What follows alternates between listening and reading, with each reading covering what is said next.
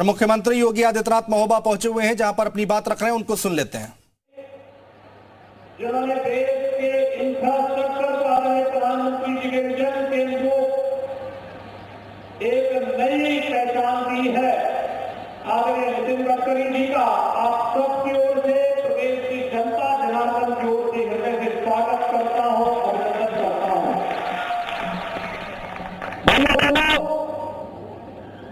ये वास्तव में महज संजोग नहीं, ये ईश्वरीय कृपा है। आज दोपहर में आदरणीय गडकरी जी का सानिध्य पूर्वी उत्तर प्रदेश को प्राप्त हुआ। पूर्वी उत्तर प्रदेश में गोरखपुर में बाबा गोरखनाथ की पावन साधना स्थली में, बलरामपुर, सिद्धार्थनगर, महाराजगंज, बस्ती, संत कबीर नगर, कुशीनगर, देवरिया, गोरखपुर, इन सभी जनपदों से जुड़ी हुई 10,000 करोड़ रुपए की परियोजनाओं का लोकार्पण और शिलान्यास का कार्यक्रम आज वहां पर संपन्न हुआ। और महोबा भी तो बाबा गोरखनाथ की ही पावन साधना स्थली है।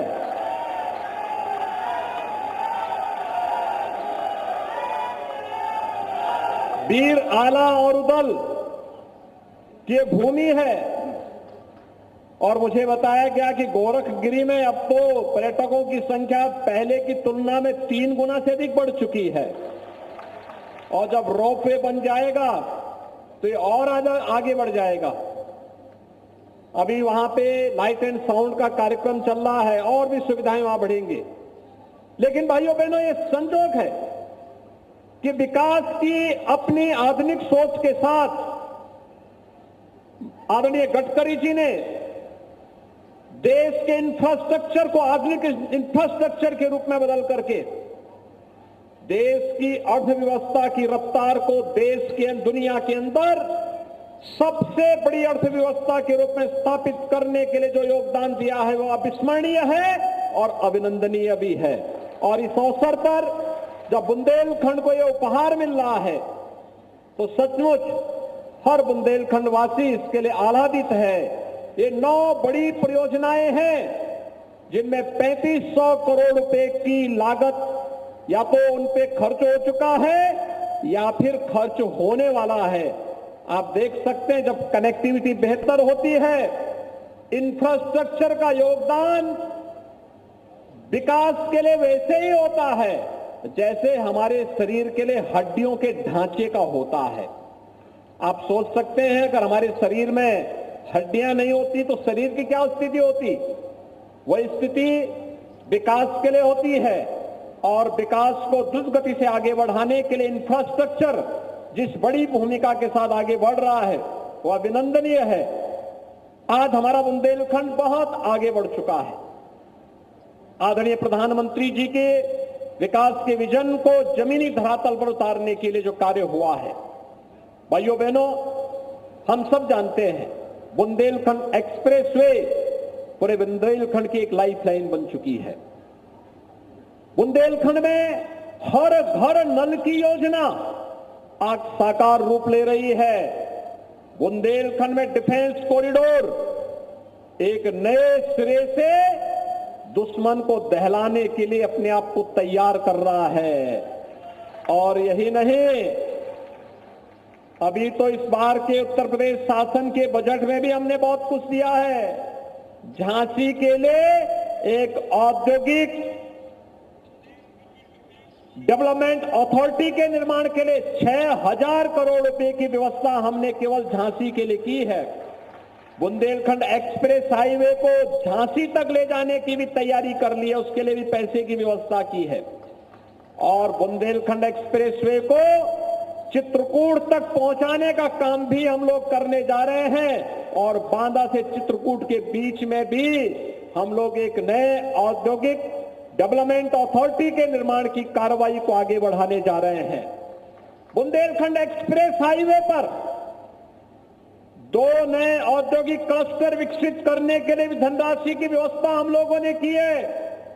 इसका मतलब अब हमारे बुंदेलखंड के युवाओं को नौकरी और रोजगार के लिए बुंदेलखंड के बाहर नहीं जाना पड़ेगा। बुंदेलखंड में जो उद्योग लगेंगे, दुनिया नौकरी करने के लिए बुंदेलखंड में आएगी और बुंदेलखंड के नौजवानों को तो खैर यहां पर नौकरी और रोजगार मिलेगा ही मिलेगा। उस रोजगार और नौकरी की संभावना को आगे बढ़ाने के लिए ही ये इंफ्रास्ट्रक्चर लेकर के आज आदरणीय गडकरी जी आपके बीच में आए हैं। भाइयों बहनों, हमें विकास को हमेशा प्राथमिकता देनी चाहिए।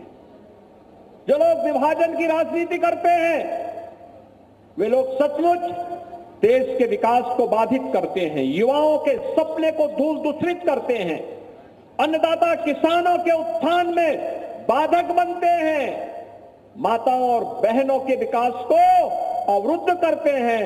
हमें इस प्रकार की नकारात्मक सोच को दरकिनार करते हुए विकास की सकारात्मक सोच के साथ आगे बढ़ना है और आज इसके लिए बुंदेलखंड को 3500 करोड़ रुपए की 9 परियोजनाओं की सौगात देने के लिए आदरणीय गडकरी जी का यहां आगमन हुआ है।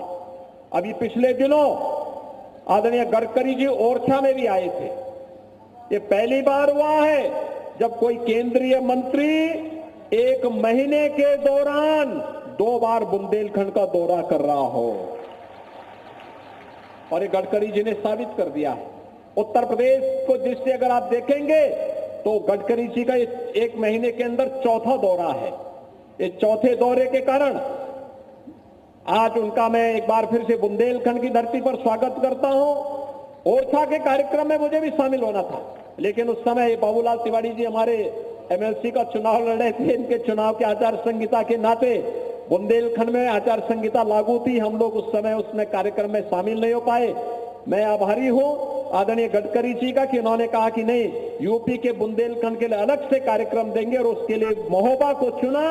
वीरभूमि में आज विकास एक नई रफ्तार के साथ आगे बढ़ रहा है। यहां पर तमाम कार्यक्रम अर्जुन सहायक परियोजना के साथ साथ तमाम अन्य शुद्ध सिंचाई की बड़ी बड़ी परियोजनाएं आज कार्य रूप ली हैं और खासतौर पर इन योजनाओं में जहां पर आज वे तमाम योजनाएं यहां के लोगों की भावनाओं के अनुरूप यहां पर सिंचाई के लिए भी और पेयजल के लिए भी उत्तम व्यवस्था देने जा रहे हैं। अर्जुन सागर परियोजना, उर्मिल बांध परियोजना, कबरई बांध परियोजना, लहेचुरा बांध परियोजना, ये सभी परियोजनाएं बुंदेलखंड के किसानों के खेत में पानी पहुंचाने का कार्य करेंगी ही, शुद्ध पेयजल उपलब्ध करवाने का कार्य भी बुंदेलखंड के अंदर करेंगे। और ग्लोबल इन्वेस्टर समिट ने तो अकेले बुंदेलखंड के लिए 4,30,000 करोड़ रुपए के एमओयू अकेले बुंदेलखंड के लिए हुए हैं, बुंदेलखंड में निवेश के लिए। और महोबा में अकेले महोबा के लिए 24,000 करोड़ रुपए के निवेश के प्रस्ताव प्राप्त हुए हैं। कोई सोचता था बुंदेलखंड में निवेश होगा, लेकिन भाइयों बहनों, ये इंफ्रास्ट्रक्चर और बेहतर कानून व्यवस्था की स्थिति आज आपको विकास की एक नई ऊंचाई की ओर पहुंचा रहा है।